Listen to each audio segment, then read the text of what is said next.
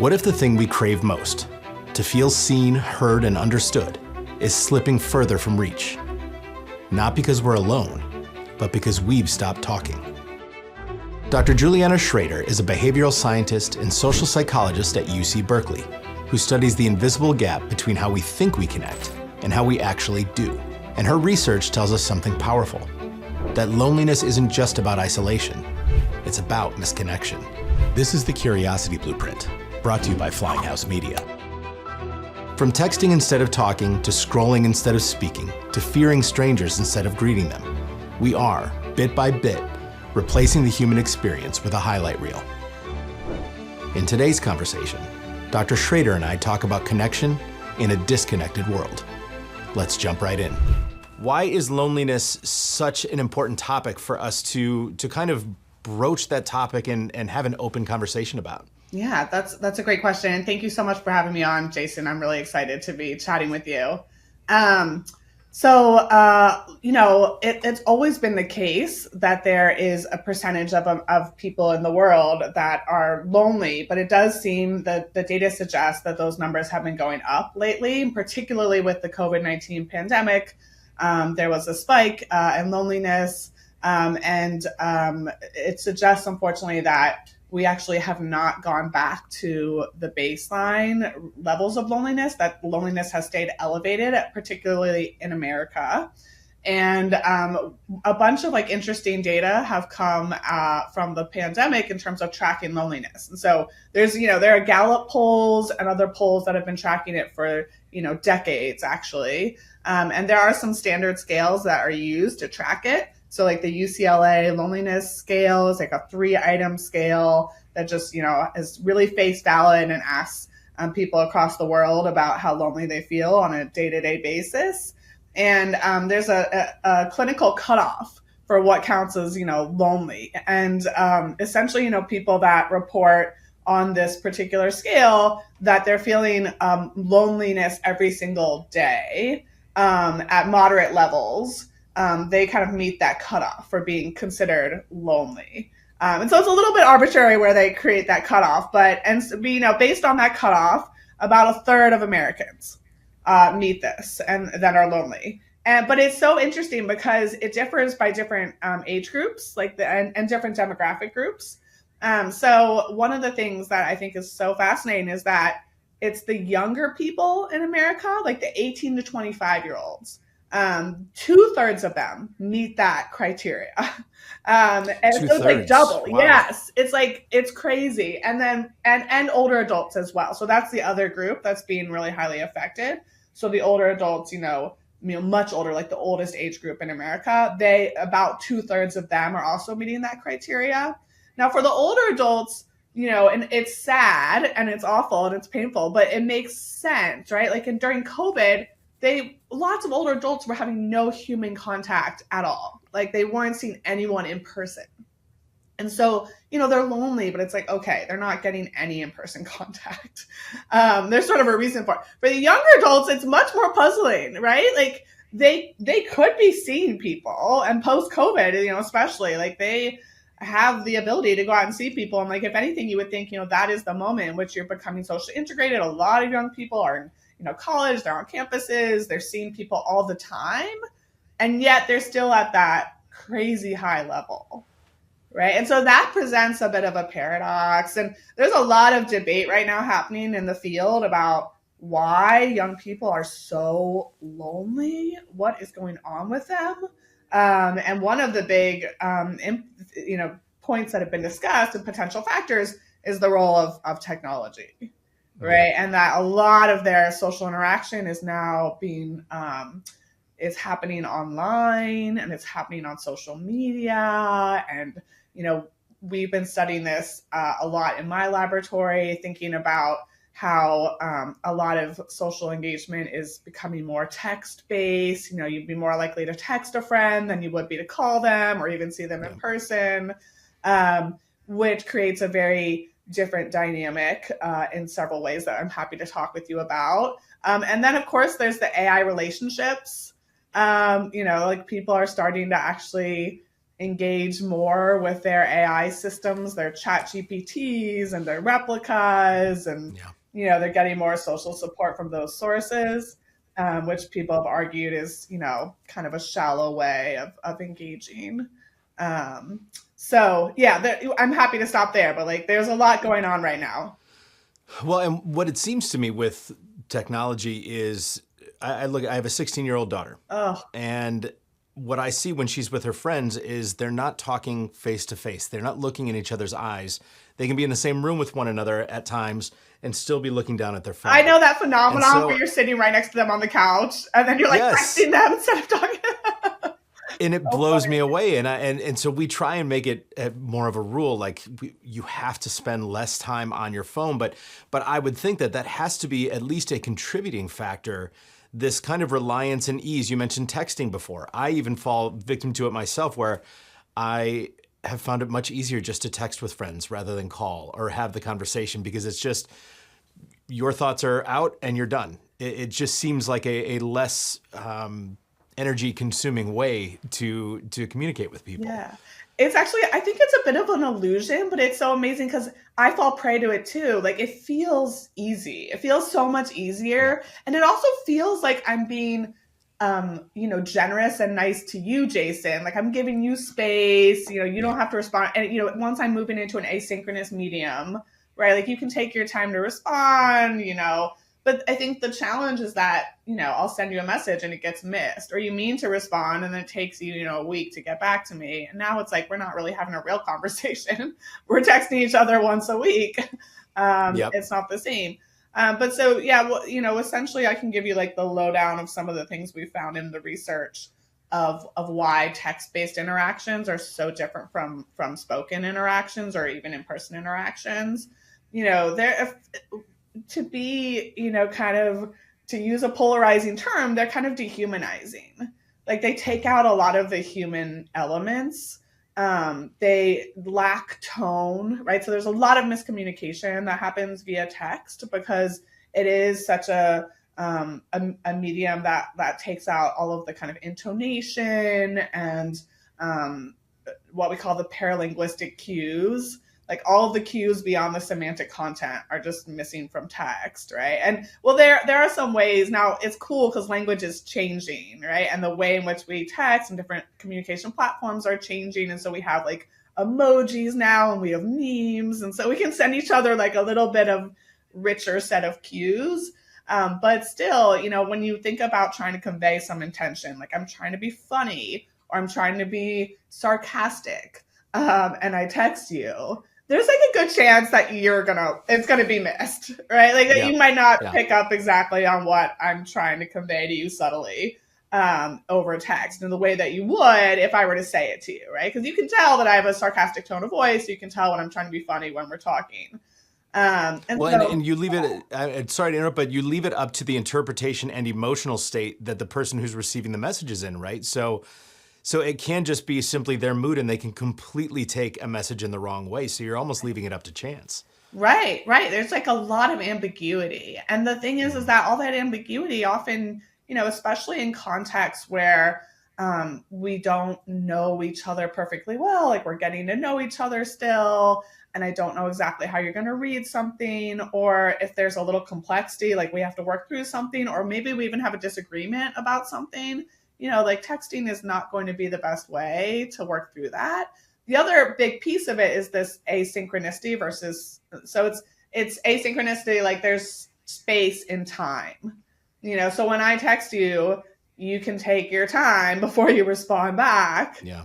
which again feels like an advantage. And sometimes, in like some cases, it can be, but most of the time, I think it's actually kind of a disadvantage because what that means is that it's very hard for me to read how you're reacting, right? And so there's something in linguistics that they call like back channeling, which is that, Jason, as you and I are talking right now, you're giving me these reactions and I can see them. You're nodding or you're smiling or you're like, Yeah. no, or you're like, I need to interrupt. I need to get in there. Like we're having this really, you're giving me good feedback.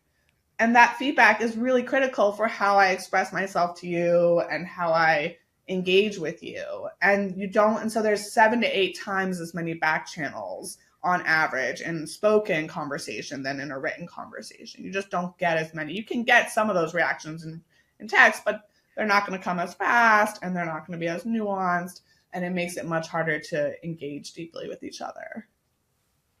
Well, it's such a good point because so much of communication is nonverbal.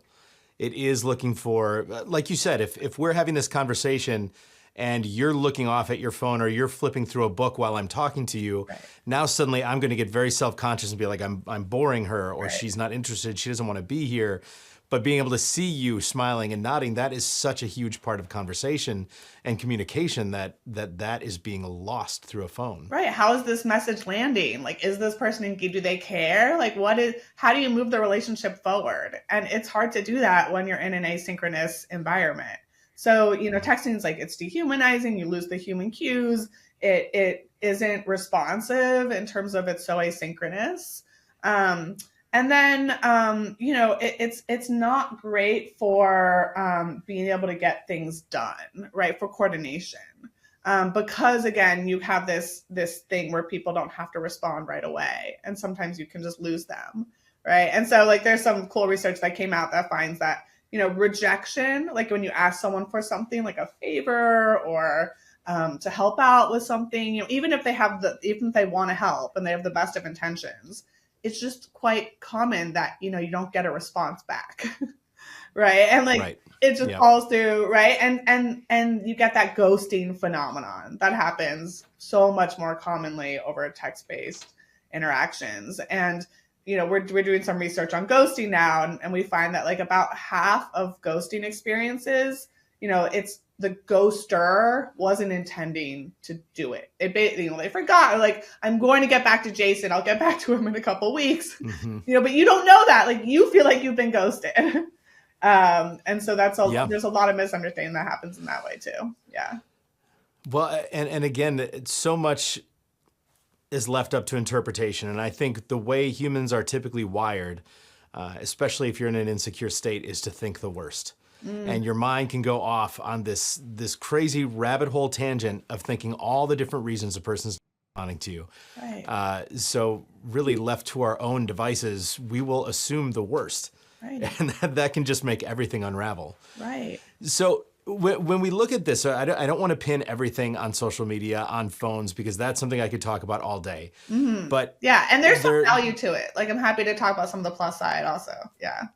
Well, okay, let's do that. Let's see where we can give it a good name as well, because I do think so much of the talk is negative, yet we all still rely on it so much. So what are the positives? Yeah, I think, one is that if you think about the original purpose of a lot of social media was to be able to keep track of a network, right? And so I do have, more control over my network. And we've actually been tracking through this project through the Psychology of Technology Institute that I direct over, multiple years now. We've been looking at people's different users' experiences on different social media platforms and the extent to which they're experiencing, positive things on these platforms versus negative things on these platforms. And there are certain platforms that look really good, like LinkedIn, as it turns out, it looks really good. Like, it does exactly what it's supposed to do. And it's very low toxicity. Like, people don't experience many bad things on there.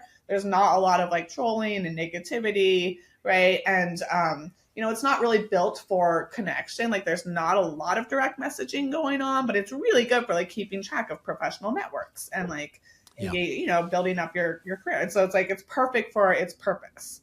Right. And I think, when you think about social media as being a tool, and there's this famous theory in my field on affordances, it's called the affordances theory by Jeff Hancock over at Stanford.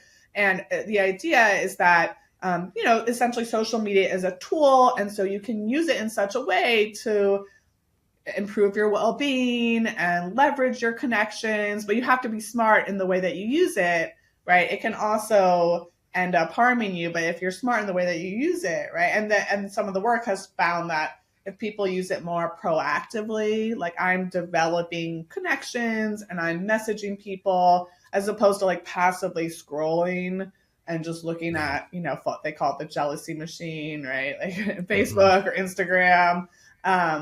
Yeah, that it can be valuable, right? It has to supplement instead of substitute, like human connection. Oh, Like that's yeah. the big idea. And so yeah, LinkedIn's good. But then instead look at Twitter. Okay, slash X. Yeah. That one, people experience like terrible toxicity on it. Like it looks really, really, really bad. And, it's interesting to think about how it was built and how it's currently being used and the role of content moderation. And, one of like John Haidt has famously made this argument that it uses like the Colosseum model, is what he calls it, which is like kind of refers back to the Roman Colosseum where everything's public. And so, and it was supposed to be a public square, like that was part of the idea. But it only takes like one bad actor to go in and like, make negative comments on a bunch of threads publicly, and create chaos. And then you can watch, basically everyone watches, and it's kind of like you can't look away. It's like moral outrage is driving traffic. And if you're trying to maximize short-term engagement, which is another problem on all these platforms, is that is part of the goal, is like they're trying to get eyeballs on the screen, right? And that's eyeballs on the screen. If you're trying to do that, like, how do you want to do that? You want to like get people like not being able to look away from these car crashes, right? And so the Roman Colosseum model is like you watch people fight to the death publicly. And that's like kind of entertaining in some way, but also like very toxic for like, yes.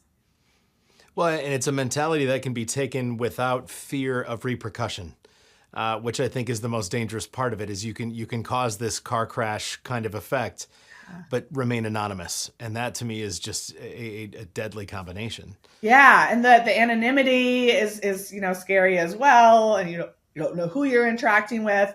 And there's some new research that just came out that I find pretty compelling, which is that people think that of the individuals who are starting fights on like a lot of different social media platforms or saying negative things, like leaving negative comments, that's a pretty high percentage of the overall user base. Like they're like 30% of Twitter users have like commented negatively. It turns out like it's like 1%. It's just like 1 or 2% that are like causing all this drama. But if it's like one person who's bored and like wants to like create some drama, they can just take 2 hours and comment on 1,000 threads. Yeah. And that creates that illusion that like everyone is like, and so that's really unfortunate. Yeah. It is really unfortunate, but it's what we see in the headlines all the time. Social media goes wild over so and so, or it just becomes this domino effect. Yeah. So the big question is like, can it be built differently in such a way to maximize some of the benefits? Like the supplementing of connection as opposed to tearing it down and substituting human connection. And we'll have to see how AI is going to play into all this. That's going to change things quite a bit, I believe. Yes. Right. Well, so tell me, Juliana, how is it that you ended up in this line of work? What was it that took you down this path? Oh, sure. Yeah, I mean, I always knew that I wanted to do research and create knowledge. Like even from a very young age, I went to like a high school for science and tech. But I thought I was going to be like a hard scientist, like a chemist. And then when I got to college, I took some social science classes and I just fell in love with it. I was like, oh, the human brain, it's so crazy. Like it's so much more interesting to think about human relationships. Sometimes, Jason, sometimes I regret that a little bit because human like relationships are so complicated. Like I work within a science, but it's such a heavily moderated and culturally determined science that it's always a little challenging to like every time I talk about an effect, like this thing causes this thing, I always have to think, oh, there's like 10 different moderators. Like there's a lot of boundary conditions around it. And so like sometimes I just wish I were a chemist, but oh well, that ship has sailed. Yeah. So and I was really particularly specializing in psychology and economics. And I ended up doing my PhD with Nicholas Epley over at the University of Chicago. And his research is on mind perception. How do we judge other people's mental capacities and how does that affect our social inferences? How do we try to read other people, like what's going on in their minds? And so I became just fascinated with this idea. He really, compelled me. And I thought that line of research was totally fascinating. And when I started working with him, we started thinking about the role of mind perception and connection, right? And so basically, how do you start a relationship with someone? Think about the very beginning of that interact. Like Jason, you and I, this is the first time we're interacting. Like here it is, like in practice. Yep. And how are like we developing this repertoire? Like how's it? How is this going? And one thing is that we're using language to try to understand what's in each other's minds, right? This is like the best tool that we have at our disposal. And we're slowly like kind of learning each other, getting to know each other. And that's something that's, developing through this like synchronous interaction. And so, you think about when people choose to try to connect with others, how does it go? How does it develop? How do all the, pre-existing conceptions that I might have about you or that you might have about me affect the way in which this is developing? There's so many interesting questions. And so those are some of the things that started like dictating a lot of what I was looking at in my PhD. And then I moved to Berkeley and I continued the research career for like another 10 years. So I've continued to study this. So I've been doing it for like 15 years now. Yeah. Is it even more interesting to you because you are studying a field where I will say chemistry is something that is very defined and something that maybe many of us don't even realize we're using throughout the day. But when you talk about human connection, interaction, relationships, loneliness, these are things that each of us wrestles with each day or interacts with each day. Does it make your work that much more interesting that the research you're doing can have an impact on your own personal and emotional well-being? Oh, I love that. Yes, I love that. I love that you can see it out in the world every single day. And when I'm coming up with research ideas, sometimes it comes from the literature. Like I read a paper and I come up with an idea. But most of the time, it's not really coming from that. It's coming from what I see in the world, right? And so like some of the original research that I did with Nick on talking to strangers, right? And like does even having a conversation with a stranger, can that make you happier, even though people predicted that it would be kind of scary in some ways and anxiety provoking? It wouldn't necessarily make them happy. It's culturally determined, but in the context we were looking at, there was like this pretty strong prediction that it wouldn't make them any happier. That was something that came out of the world. Like we would ride the train and be like, why is everyone on this train clearly like bored and like just scrolling on their phones, and they could be talking to the person next to them, but they're choosing not to, right? So it's like you're sitting right next to people, people are lonely, they're bored. It's a perfect context to talk, these commuter trains, and yet nobody's doing it.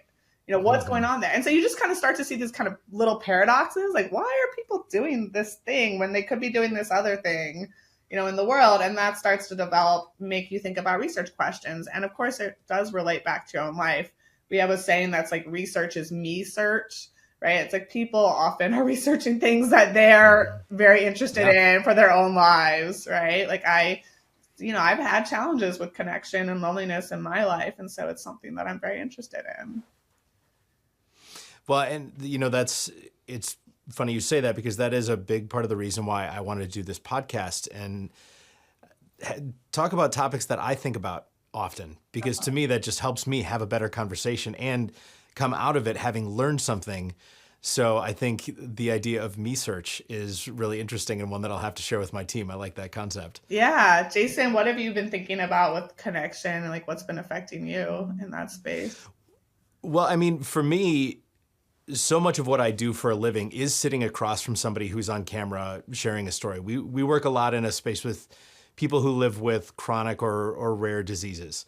Oh, wow. And so I spend, a lot of my days sitting across from them and trying to understand who they are as people outside of their diagnosis. And just kind of this art of conversation that we believe so strongly has nothing to do with the questions that I ask, but how much of myself that I give to somebody where they feel like they are in a place where they can be vulnerable. And so that kind of, connection with people is something I've done my entire career. Like I mentioned, I work for Oprah. My job was to hear people's stories on camera. Wow. And so every aspect of human connection is something that I find really valuable and that I can learn more about because it gives me that ability to relate to people, to understand where people are at when they're sitting in that chair across from me. So to me, understanding not only how we communicate with each other, but how we communicate with ourselves, which I had come into this thinking that is a big part of the problem with loneliness, is how we're communicating with ourselves.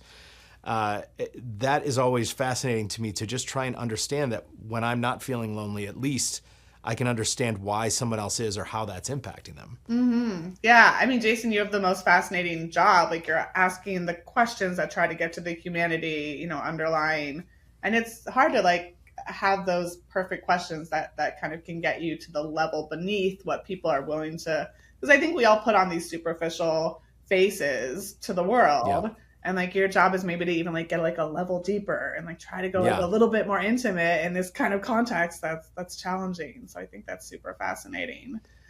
In terms of like you mentioned talking with yourself and that, so like a lot of what we've been looking at in the past 5 or 6 years has been the psychology of why people, we call it, are sometimes under social, like they could be more social or pro-social, like doing positive things for others, and they some on these kind of marginal cases, and there's a set of cases like systematically that we've identified where people do this, they choose not to, even though doing it would actually improve their well-being. And so it's almost like this, they could be happier, they could be having more engagement, they could be reducing their loneliness, they have those actual opportunities right in front of them, but they're choosing not to. And so what's the psychology behind that? And so we've identified like 3 different ways, and I can give you the 3 3 ways. Please. Yeah. So one is that people look at certain types of social situations and they think of them as being potentially riskier than they actually are. So talking to strangers is a good example, or engaging with outgroup members in general, outgroup being just like someone who's different from you or holds a different viewpoint, or someone where you maybe even have like a negative stereotype about them. Like, look what's happening in our world right now. Look what's happening in America between like Democrats and Republicans.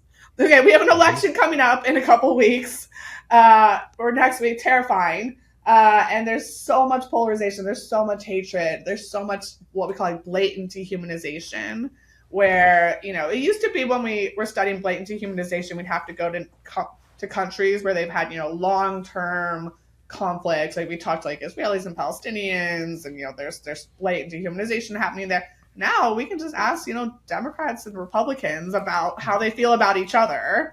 And it's right in our backyard. Yeah. And they're like, they have no problem saying, you'll ask like, tell me about like the mental capacities of this group. And they're like, they're idiots, they're crazy. Like, they're quick to say it. Right. And so that's kind of the blatant dehumanization. It's easy to find it, and which makes it easier to study, but it's like really unfortunate for our society. Right.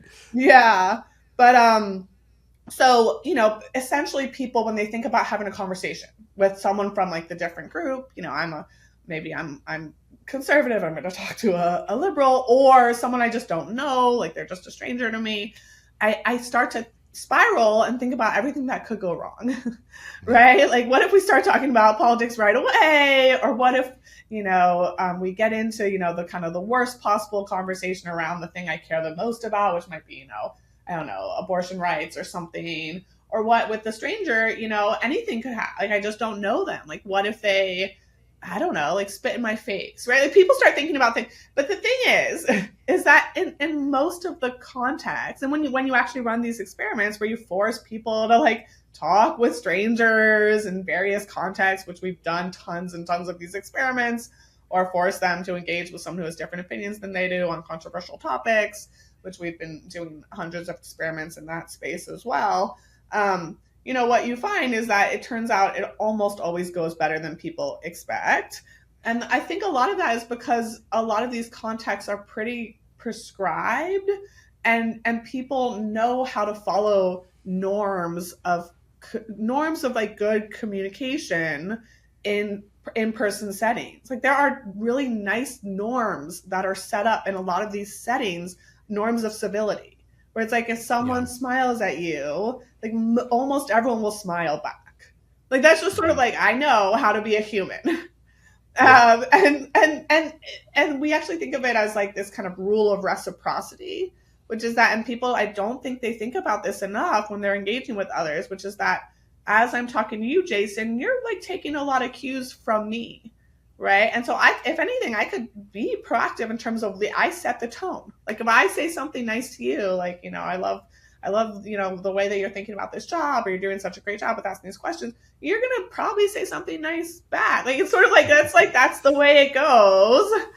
And Yep. you're kind of matching my tone for the most part. You're taking your cues from me. And a lot of the actual negativity that people get into, especially in like more of these online contexts, is like imagined like meta dehumanization, which is like, I think that you don't like me, and so I'm gonna not like you, Yeah. And so it's like I'm already imagining all this negative, but that's not the way it would go if we actually had an in-person interaction. And so It's like a preemptive strike almost to protect yourself. exactly Yeah. right, and then by doing that, now you've created the negative spiral. Like once I think you hate me, and so I do something to show that I hate you too. Now I've shown that, and now of course you do hate me. Like I've created the self-fulfilling prophecy, right? Yeah. Whereas if I were to just like start in a more civil way, like you would actually probably respond more civilly, and Yeah. we could have like a reasonable conversation. And so in a lot of in-person contexts, and so when we look at, I mentioned commuter trains, like we've done experiments across lots of different forms of public transportation, like in Ubers and Lyfts and on the trains, on the buses, in waiting rooms, in the grocery stores. You're kind of in these communal contexts where you're like maybe standing around, like you're in line or you're sitting on your commute. And so there's someone next to you. And so it's just like a nice opportunity, like you could talk to them. And those are the types of contexts where, it's very like you have these norms of civility, and Yeah. people start off nice and they don't ever get into the negativity. They just kind of stay on that positive level. And it's something that again they don't imagine in their minds. In their minds, they're like anything could happen. But in reality, no, these are like pretty prescribed types of contexts. And so that's one, Yeah. yeah, that's one big psychology that I think people just kind of miss. Like their risk assessments for a lot of interactions in the world are pretty off, in a negative way.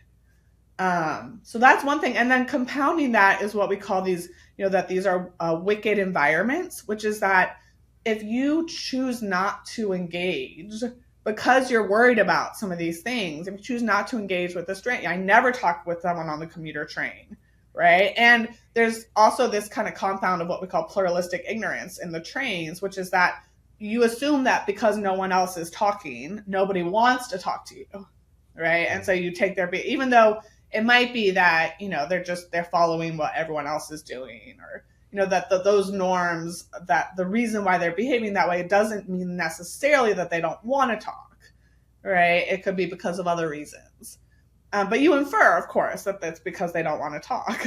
Yeah. And so your fault, right? So no one's talking, and so just kind of that perpetuates. But the wicked environment is that you never try it, and so you don't learn. Okay, so like I don't really know anymore what it would be like to connect with a member of the opposite political party because I've cut them all out of my life. Yeah. Right? And Exactly. like the few interactions I do have, like I already have meta dehumanized, so like I hate them, or I think they hate me, and so like I've kind of set it up to be a negative interaction. And so that kind of exacerbates it, right? So it's like not only do I have these kind of wrong ideas in my mind about how risky it'll be, and I'm making it riskier than it actually is. I also have never tried it, or I've stopped attempting to engage with those people. I've created these filter bubbles where I only on Twitter see like the people in my own political group, and so that's exacerbating it because I just never learned that it could actually be good. Well, and it's so funny because we were just having this conversation before you joined us of this very thing where I think if we all would take this time to have that more civil conversation and this notion of you give what you get, where if you approach conversation in a civil manner, you might just have civility thrown back at you, which is a great thing. I think so many of us would find that even if we are on opposite sides of this political spectrum or any kind of social spectrum, we'd realize that we're probably all a little bit more in the middle than we think. We may just differ on a few things, or there may just be a few things that trigger us. but we've kind of lost that idea of let's talk about this and see where we stand. And instead we've replaced it with I'm right, you're wrong, and how can I convince you? Yeah, there is some data on this. There's what we call the exhausted majority. It's like a lot of people are actually kind of in the middle of the spectrum, but the extremes loom large, right? So like the really extreme liberals and really extreme conservatives, like they're out there and they loom large because they're being depicted a lot in the media, or maybe, they're, and so that's why people overestimate how extreme others are, right? And they kind of lose the kind of middle, exhausted middle group. But I think you're right that if they were to actually have a real, deep conversation with someone, they would understand that, that person actually is more moderate, or even their views that I think of as being on the other side. There's a reason why they hold them, right? And it's so crazy because, when someone has a different view than you do about something like gun rights, or there's so many reasons for why that could be, right? Like they have different information than you, they have different lived experiences, it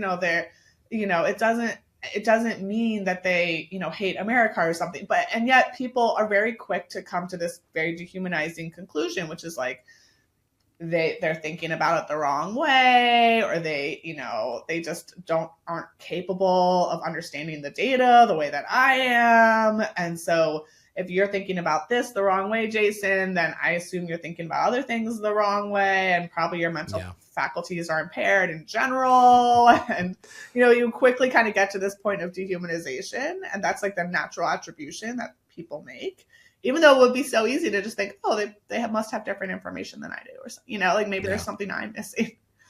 But no, people don't think that naturally. Well, and it's so funny to think about this, your experiment with the commuter trains, because as you're talking about that, I put myself in that position over the course of my life. Many trains, I'm on a plane on a near weekly basis. Oh, wow. And there are times where I do just want to be quiet and in my own thoughts, but I will literally find myself, and other times, looking for a way in to start a conversation. I feel like chatting with somebody who's a stranger, but I don't want to just start talking. And so you almost look for little cues where, oh, this happened now, I can tell a joke, or I can say something and it won't be weird. And it's just so funny the way our mind plays that trick on us, that it's not okay to talk to a stranger. Again, it is that fear. I don't want to now spend the rest of this 3-hour flight next to somebody who thinks I'm a creeper because I just started chatting them up. But I will find those cues where, like, if they drop something, I can make a joke, and now we'll see if there's a real conversation here without taking the risk of it being thrown back in my face. It's actually shocking how often that can happen. We found that, one of the number one kind of most specific anxieties that people have around talking to strangers is, how will the other person react, and are they interested in talking to me? But in particular, the start of that interaction, right? Like they're not going to, and so we find that actually people really overestimate how much they're going to be rejected by the other person. So they think, fewer than half of others would be willing to talk with them. And that really is, if you say hi to someone, they usually will say hi back. Like they almost have to. Like it's the rule of reciprocity. Right. Like, you can't not say hi back, right? I mean, perhaps it's going to be a very short conversation. That's okay, right? It's momentary. But so like you said, like people get very caught up in the beginning of it. It's like, what's my in? How am I going to, and I think like phones are exacerbating this, because when someone has their phone out, there's no in, right? Like they're clearly busy on their phone, even though like they're probably doing nothing on their phone. Right? They're probably like just scrolling. I mean, who knows? But I think that does create quite a barrier, right? Or if they have their headphones in. And I know people that keep headphones in, even when they're not listening to anything. Like, but that's a huge barrier. Like no one's going to talk to you with your headphones in. Like, and maybe you're doing that strategically, but for the most part, like these technology can create these barriers. Like you don't have the cue. But to your point, Jason, like you're kind of looking for like a comfortable way to like just start chatting a little bit. And what we find in our studies is that, the number one way people start, or there's two like primary ways, but the number one is a compliment, like they'll sort of say, hey, like, oh, I love your whatever. But then the number two way is like if they're in some common situation that they can comment on, that's especially that seems like innocuous, like, oh, it's raining again today, or like, Yeah. I can't believe the train is late, like that's something that's like easy to comment on that the other person is experiencing as well. And so it's like it feels safe. Right. And one of the things that I find kind of funny is that if you even give people these kind of icebreakers, like, here's some ideas for how to start the conversation. Like, they know, like, we're humans, like, we do know how to start conversations. But like giving them the idea, like, it really will make it much more likely for them to start talking, just because like it makes them feel safe. Like they have it in their back pocket. They're like, oh yeah, I could start with a compliment. It's like, yeah, I'm just reminding you, like, that's one way that humans could start conversations. And then that really helps them, like, kind of get it going. And then we find that, people across our different studies, sometimes they have these really short, like the 5-minute, like, pleasant interaction, right? There's just like a sort of exchange of words. And then sometimes people will talk for like hours. And either way, like they get this little boost of positivity, right? So like they kind of like get that positive mood boost. Now, the talking for hours is a different experience. You also mentioned, Jason, that you're kind of worried about, and this I think is particularly salient in like the airplane situation, that if you're stuck with them for like a 10-hour ride, like how do you end the conversation? Or what if it like, you start to think about other things. Exactly. Like if even something like goes a little bit wrong, that it's like, oh, you're gonna have to sit next to them for the next 9 hours. And I think that's kind of funny. Like there's a little bit of concern around the ending of conversations too, right? And so you could imagine, like we've done this as well. You give people like an ice maker. It's like, by the way, here's how you can end a conversation. Like you could put your headphones in and say, it was nice talking to you. Like you can turn to your, and so it doesn't loom as large, like people aren't quite as concerned about it, but yeah, in those types of contexts, like people think about it a little bit more. But to me, it's the same psychology, which is like, yeah, you know how to end a conversation. Like, again, you're human, right? But like people get kind of caught up in their heads about it and like worry about it a little too much. Well, yeah, you then start overthinking things. I don't want to seem rude. I don't want to, I like that, so your brain can take you in so many ways. Right. Here's what I'm really curious about. So when we talk about these experiments and how they relate to an impact on loneliness, we're talking specifically about strangers. Now, how does it impact loneliness knowing that for the fortunate majority, there are still other social constructs in place? They have friends, they have family, but yet still we're seeing this major loneliness epidemic. Is it 44 million people in America experience? Is that stat right? I'm not sure about the number in America, but yeah, I mean, if you think of like 300 something million people in America and about a third of them are lonely, like it might even be a little higher than that. More than that. Yeah. So yeah, I wonder, I can understand in some degree like this inability to find a social outlet with strangers because of all of these fears. But what are you finding is at the core of this true, like actually, I don't want to say diagnosed, but true loneliness that so many people are experiencing? Yeah, that's a really great question. And I think, the research is still developing a little bit on it. Because you're right, like there, if you think about the social landscape of a person's life, right? There's your close relationships, there's your family relationships, there's your community, right? And I think one of the things that we've learned is that the community and what we think of as these kind of minimal, I call them like minimal connections, like these, like talking to the person who sits next to you on the train and like talking to maybe some of your colleagues at work which we haven't even talked about hybrid work and remote work yet. And that's, people aren't seeing their, work colleagues that much anymore. And you might think, like, I think Jason, it's totally reasonable to question, like, well, how much of this is affecting my day-to-day loneliness? And I can't really give you, a percentage per se, but I think it is all part of the equation, right? That people do need to have communities where they feel like they, can say hi to like their fellow humans and get some reaction back. And those little things, like saying hi to your neighbor, like talking to the person at the train station, like saying hi to your work colleague. They might not be the things that are ultimately the deepest, most meaningful. They're not the close relationships. They're not the family relationships. And they're not, you're not going to call them in the moment where you're crying and you need like a lot of, but they're like, it sort of fills your cup in a way, like on a daily basis. It's kind of like the fabric of society. And so I think, again, like I can't really give you a percentage, but like, it does seem like that is a piece that, maybe we didn't value that much because it's like, again, like it's okay, it's not like a close friend. It's just like the guy at the bus station. But when you lose it, you sort of feel like I can't connect with my community. I don't have a community. Like I don't have people there for me.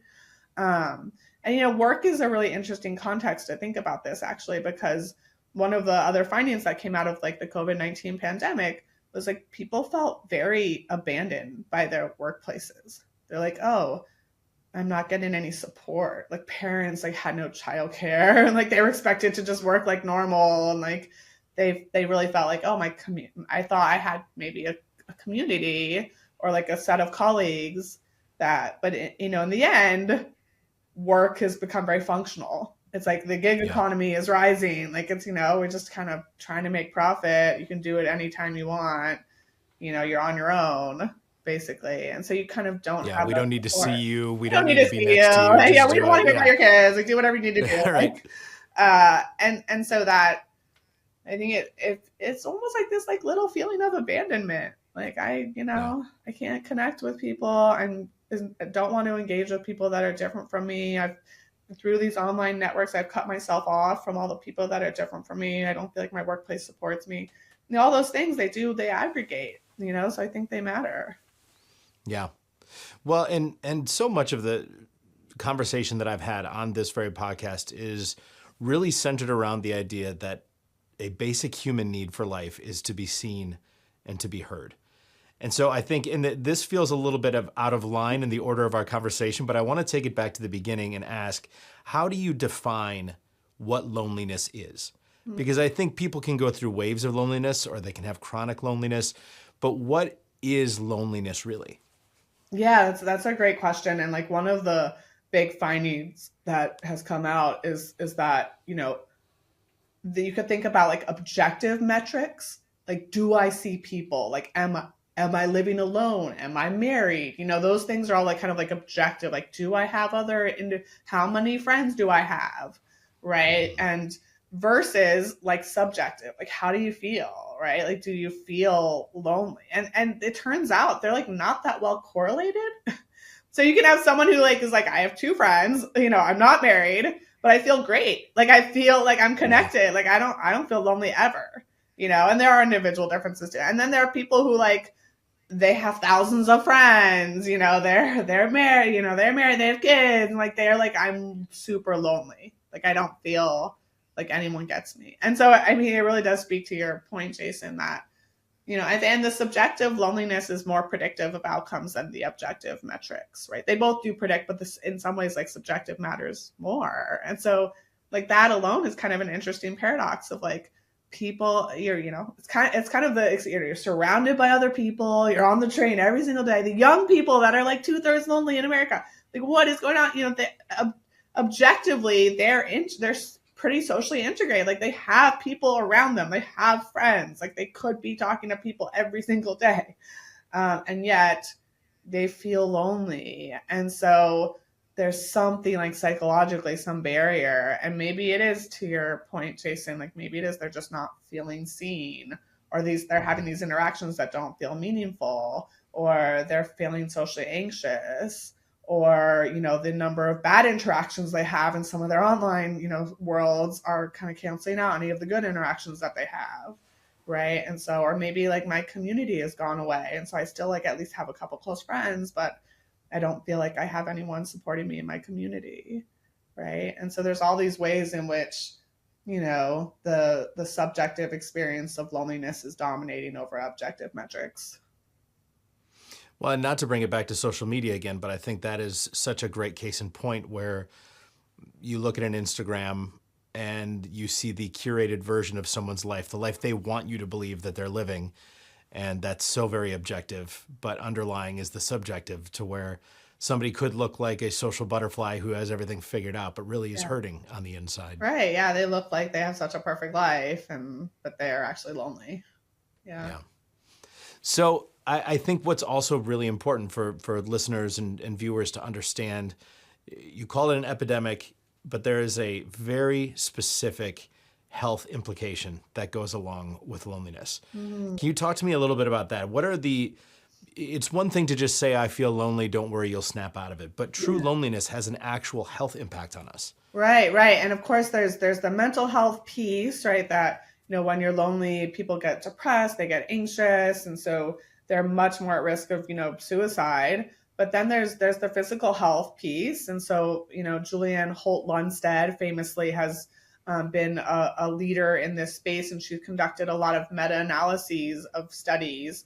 And what she's found is that, it turns out that feelings of loneliness, and that they have different ways of measuring it, right? But let's just take subjective loneliness, like on that UCLA loneliness scale, that predicts physical health outcomes, like mortality rates, like your likelihood of dying, as well or better than other indicators that you would naturally associate with people's healthiness. Like, the one of the key measures they look at is like compared to smoking cigarettes. Like, you 15 cigarettes a day, you're much more likely to die sooner than someone who smokes no cigarettes a day.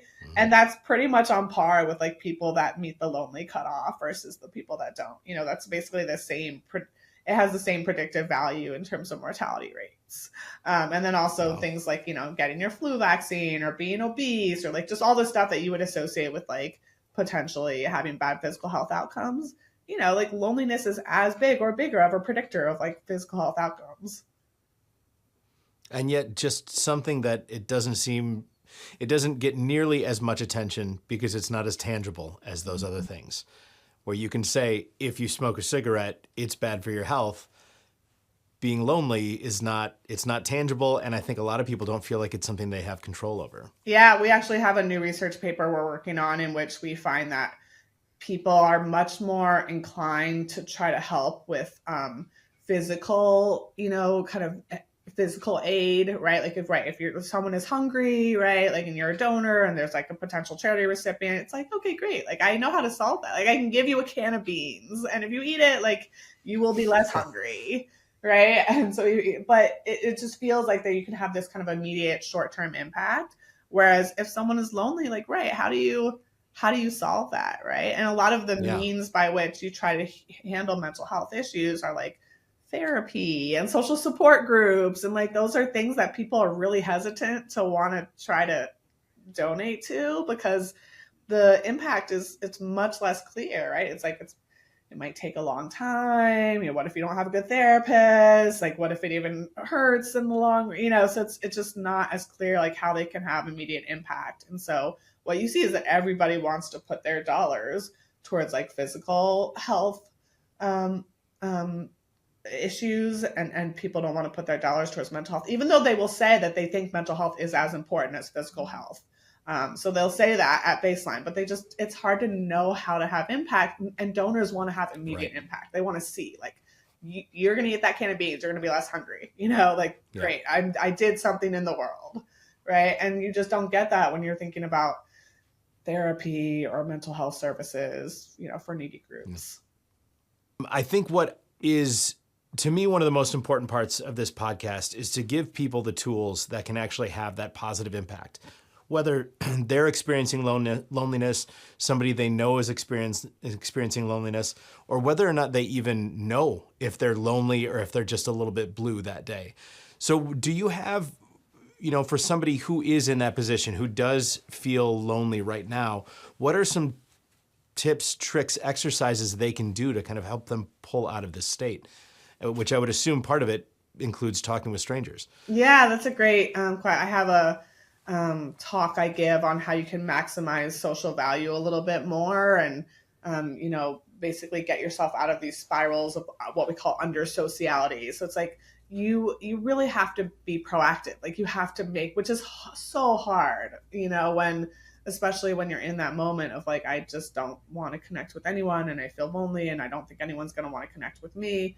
It's like you take that first step and then I promise you, like, people will meet you. Like, that's especially in an in-person environment, right? Like that's the rule of reciprocity. And so, it's basically people, can do a lot to build up their community. They have these opportunities like around them every day. Like, you just go outside, like there will be people from most people who live in cities and stuff. You will find somebody and you can talk with them. Like there's a moment right there, and don't give up these opportunities to connect, because the community matters, right? And then also, we didn't talk at all about being pro-social, like actually trying to reach out and support the closer relationships, right? And so there's a whole nother set of findings that suggest that, even with your closer friends and things, people often hesitate to reach out at moments that might be kind of awkward, where you think maybe the person's going through a hard time, I don't know, like maybe, you heard they might be getting a divorce, should you reach out or should you like give them a little space, right? And you should reach out is the answer. Like there's an answer, right? Like for the most part, like, yes, like go reach out to them, like especially if you think they're going through a hard time. But people of course hesitate, or just little things like, should I give my friend like the compliment, or like would that be a little awkward? Like, yeah, give the compliment, like show gratitude to your colleagues, like do those things that are pro-social things, like even if they feel a little awkward in the moment. Like we even have a paper on like constructive feedback, like if someone has, spinach in their teeth, like tell them, like, yes, it's awkward in that moment, but they'll appreciate it. Like, those little That's things. the ultimate friend rule right there. Like, always tell somebody when they have something in their teeth. Like you're not a good friend if you don't tell them, like, and like I get that you don't want to make it awkward, but like you got to get over that. And like it's like those things. And so there's actually I never even told you, like the third mechanism in the under sociality paper is that people get too concerned about their own competence and like how well they're going to give the compliment, or like how, is this really going to land? And, that they get like very concerned about moments of awkwardness. If I reach out and they're going through a divorce, what if I make it worse? I don't know what to say, someone died, I don't know how to, right? And so you get like really caught up in your head about, but in fact, from the recipient's perspective, they just appreciate the nice gesture. They're like, oh, that was nice, And so they're not going to be like, hey, like you didn't do that as well as you could have. Like for the most part, like that's not going to be what the recipient is thinking. And so that's another like big gap in terms of why people. So, right. So be pro-social, look at and engage in those minimal connections, talking to strangers. And then, finally, I think really trying to engage in humanizing ways, right? That, rather than it feels nice and easy to send the text and texting is better than nothing. But if you have a chance to like pick up the phone and call them or talk to them in person, to do that, right? Like don't let that take that. And it's hard. It's hard when you're lonely, but do it basically is the lesson. Well, and it's funny you say it. There's a friend who's been trying to get in contact with me for the last month, and I just always seem to find reasons to not have time. And I feel like after this conversation, I have to give him a call on my way home today. You got to do it. Yes. Just to make sure. Yes, Jason. Yes. Well, I honestly can't thank you enough for this conversation. It was great. I took you all over the place. I hope that's all right. But it is such an important topic, but to me also just very interesting topic. So I really appreciate all of your insights, and I'm sure you and I could go on about a million other things. So perhaps we should have another conversation in the future. Yeah, that would be great. I appreciate you, Jason. This was really fun. What Dr. Juliana Schroeder reminds us is that loneliness isn't always loud. Sometimes it looks like silence between texts, or choosing not to call, or even not saying hello on the train. But connection? That's built in the small, brave moments. A compliment, a check-in, a shared glance that says, I see you. We don't always need more people in our lives, but what we do need is more presence. Send that text, make that call, say hello to the person in line with you at Starbucks. It might just change someone's day, even your own. If you haven't already, hit subscribe to join our community. And if you've made it this far, I want to thank you for being curious.